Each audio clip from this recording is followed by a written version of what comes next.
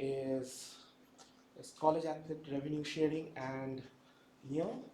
And the speakers are Madison, McCoy, and Stephen Smith. And Dr. Lowe, could you please introduce Thank you them? very much. Yeah, thank you. Two of our students, Madison McCoy and Stephen Smith, they're a couple of our MBA students, and they're kind of extending our research on name, image, and likeness to deal with taxation. So they've worked very hard on this project, and so we're going to let you guys have your 10 minutes of fame. Sure appreciate that, Dr. Lowe. Good afternoon, everybody. Welcome to our presentation. Madison and I have been conducting some research into the subject of name, image, and likeness income. So, presented to you today, Ms. Hi, I'm Madison McCoy.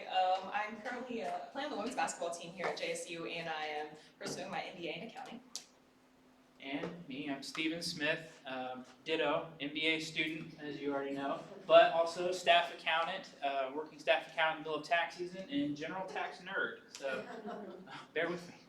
All right, so we're here today to talk about name, image, and likeness is what NIL stands for. And for a quick visual representation, to give you an idea of what we're talking about, is we're going to do a showcase here with an income evaluation of Iowa State University and Iowa pork producers for worth $4,000 worth of donations to local food pantries. So this is Caleb Williams. He's a quarterback at the University of Southern California, and his NIL evaluation is $2.6 million. Up in the corner is Libby Dunn. She's actually the female with the highest NIL evaluation, and she has $3.2 million, and she is a gymnast at the University of at LSU. And then we have Bronny James. I think he is the highest paid student athlete with a $6.1 million NIL evaluation. Plays basketball at USC, and his dad's LeBron James. We didn't know. So that's what we're talking about today, name, image, and likeness. So just a quick overview, we're going to give you the definition of everything and the origins of where this comes from. We're going to go over some key moments that brought us to the collegiate NIL environment. We're also going to go over the sources of where student athletes get the income that we're discussing, these vast dollar amounts. And then we're going to shift gears into taxation. So we're going to discuss taxation matters on collectives for student athletes and the consequences if you don't pay. So everybody's favorite topic is taxation. And then we'll end with conclusions and a quick Q&A. We did just want to nail down our thesis so everyone knew exactly what we were speaking on. So while the introduction of NIL income has opened many doors of opportunity, college athletes must be equipped with the appropriate knowledge and tools to prevent their dreams from becoming financial nightmares within the NIL environment. So I'm going to start with what is NIL? Why is this even relevant to us? What does this matter? So NIL stands for name, image, and likeness. It's relevant because athletes now can legally receive compensation outside of their athletic scholarship. Because prior to 2021, athletes only could receive room and board, tuition, books, meal plans, all of these non-cash benefits that were related to their scholarship. So now athletes can profit off of their NILs, and these profits typically stem from endorsements, brand deals, social media posts, things of that nature.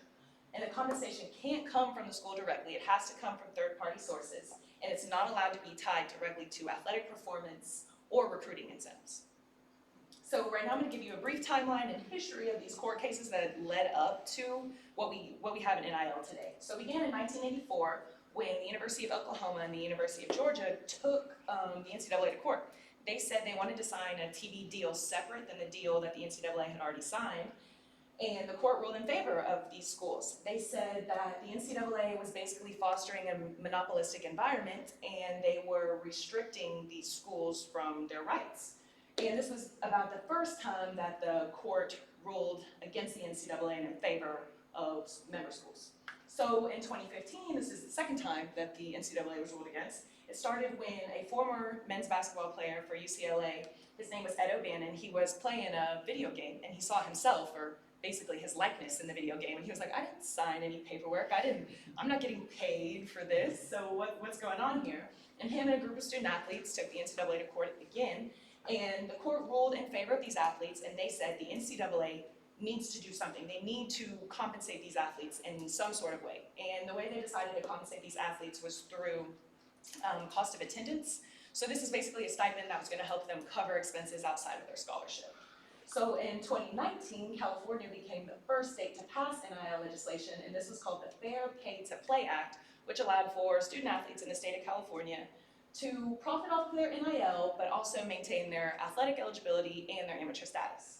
And then our whole landmark case, which basically made NIL so big and happens today, what it is today, was the NCAA versus Alston, when another group of students took the NCAA to the Supreme Court, and they said the NCAA was still restricting their rights to publicity. The NCAA was still in violation of these antitrust laws and still restricting them. And the NCAA was still profiting off of these student athletes and their NIL, while the student athletes couldn't make a profit of their NIL. So to a unanimous court decision, they decided that student athletes should be allowed to profit off of their name, image, and likeness, since other people have been this whole time. So now student athletes can make a profit. All right, and the last thing I wanted to cover was, where's this money coming from? Like, how are these athletes making money from their NIL? So it starts with these booster-backed collectives, these groups of donors at universities who work together to compensate these athletes through their NIL. They work with the athletes in one of two ways. They either work directly with the athletes in return for material that's sold to consumers, or they act as advisors for these NIL opportunities. And then we have two snapshots of just Auburn's collective and Alabama's and their home pages. And then these NIL opportunities, they're mostly through social media, because social media is so relevant and prevalent in today's society. I mean, most of us are on social media.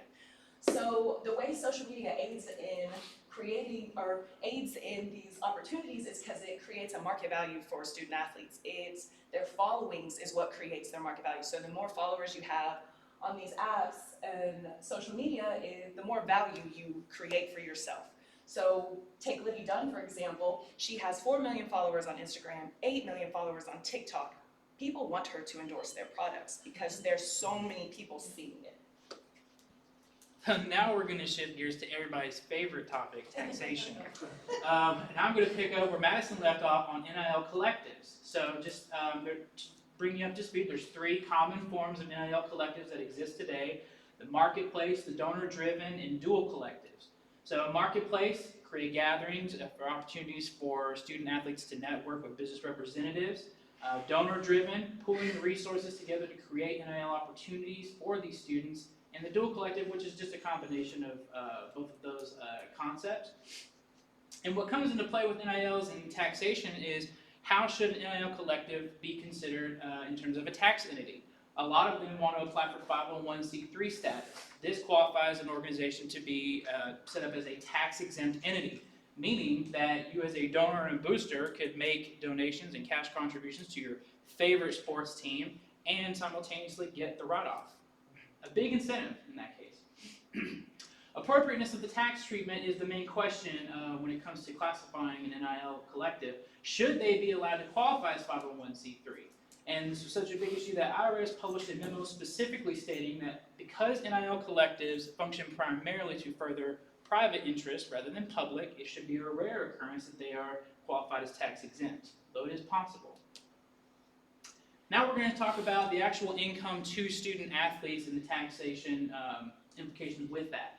So analysts within this industry have estimated that individual athletes could soon earn a range of anywhere from $500 a year to $2 million per year from their NIL income.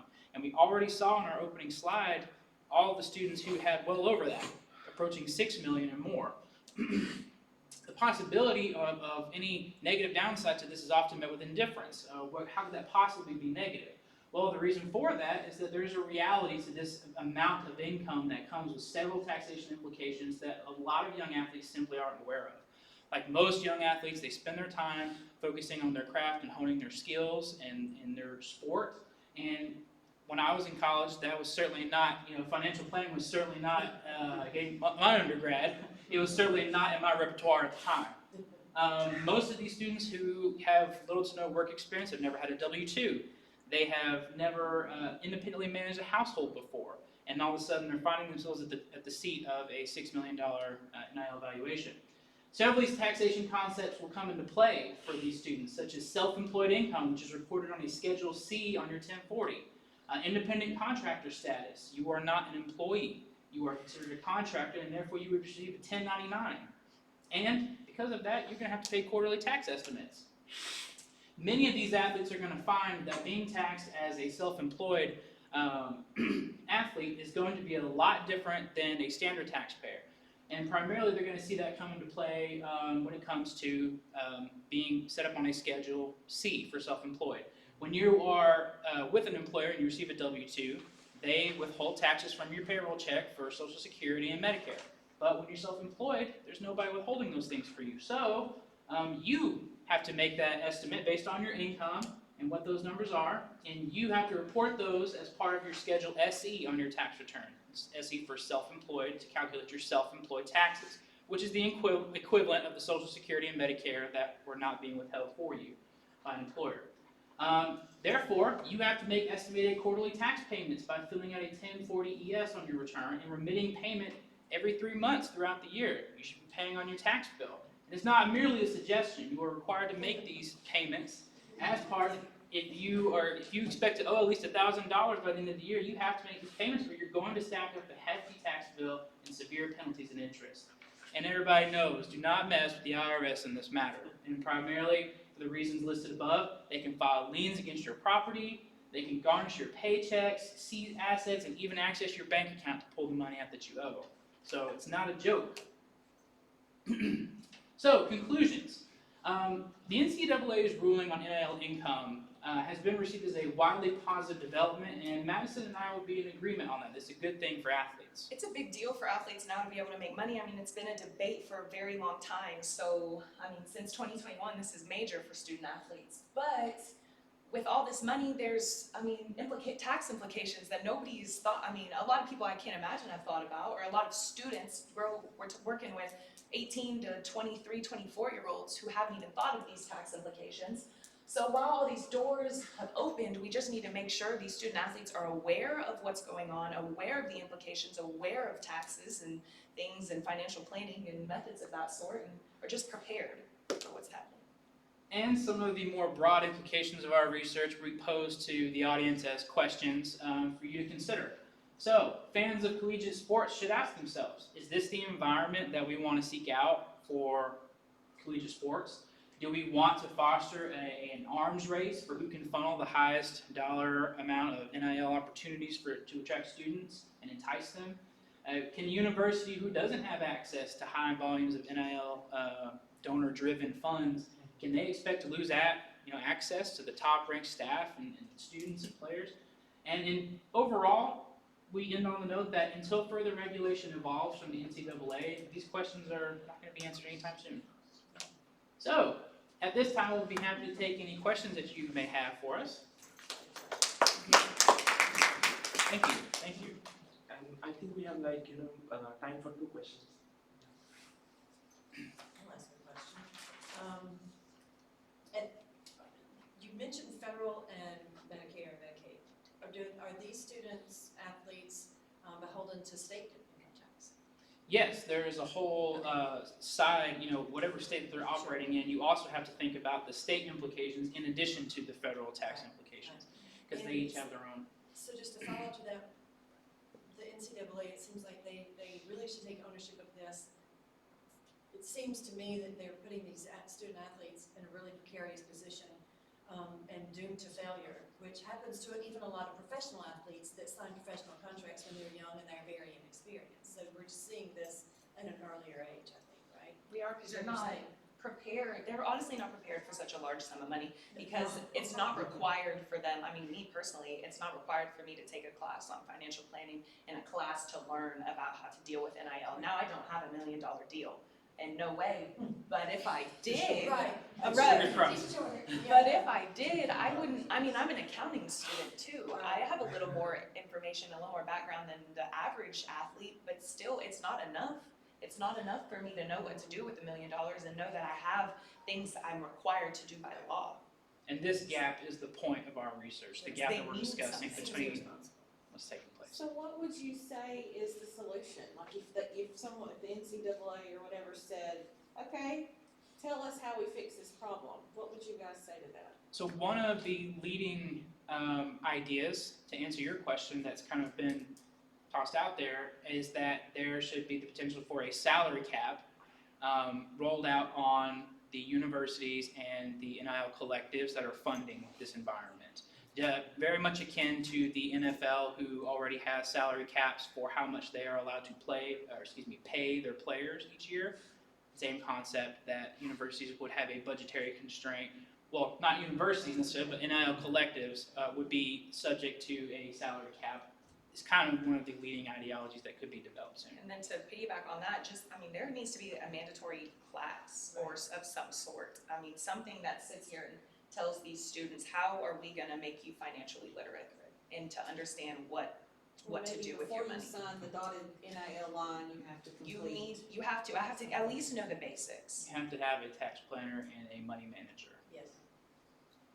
Same question. Yes, So sir. regarding salary cap, that implies collective bargaining, but you can't collective bargain because the athletes don't have a union. Ah. How would you proceed from that? Well, isn't that kind of goes with the court case right now that's going on when athletes are trying to become employees. So- That hasn't been ruled upon yet. So if that gets ruled upon and athletes become these employees, then maybe we can have what is the Players Association, the NFL has one, the NBA has one, so maybe student athletes have a Players Association where we can argue for ourselves and, I don't know, have a union for ourselves.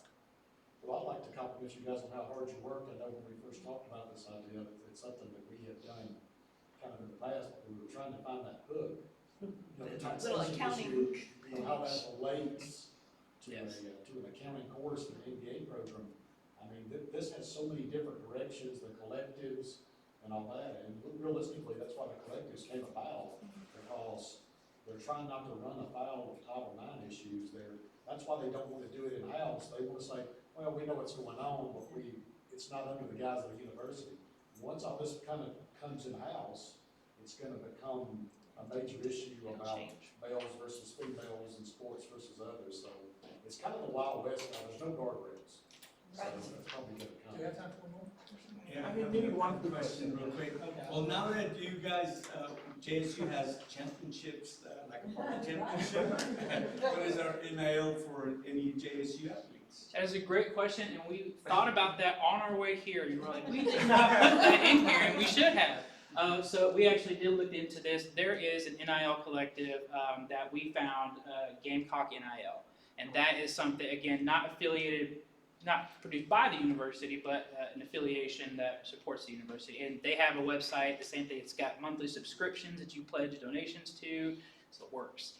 So it's out there for Jack State too, and will only expand. When we first inquired about it, you get a major roadblock trying to get down in that thing. It's just like it's you know, we're really not bombing Iraq out of these offices, but they make it like, oh, no, I mean, come on. I mean, at some point, that stuff's gonna become public. Right. And there's actually a NIL book out there, but good luck getting your hands on that because everybody doesn't share it, so. We have the librarian. Proprietary information. All right, let's thank our speakers again. Thank you. Thank you very much. Thank you.